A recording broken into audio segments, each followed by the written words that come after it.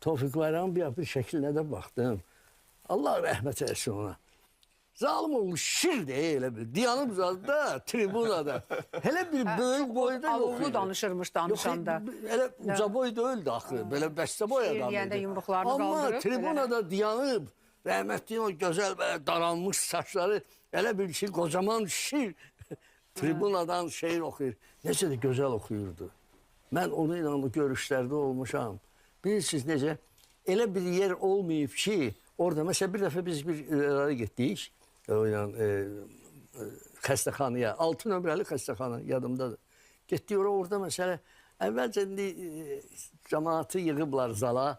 Kimsə könülsüz gəlib bəlkə evə tələsir, evə getsin. Kimsə belə elə bir entuziyazm yox idi bunlarda.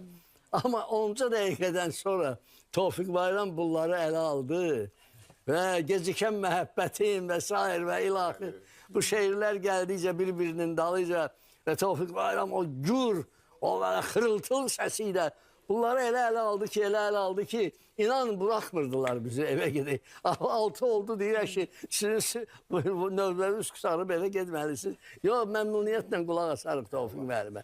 Tofiq belə bir şair idi.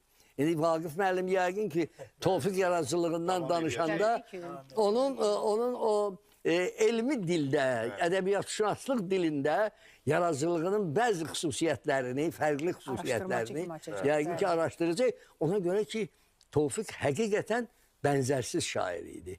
Bir balaca o hazırlanmış süjetdə də biz bunu gördük. Amma bu həqiqətən belə idi.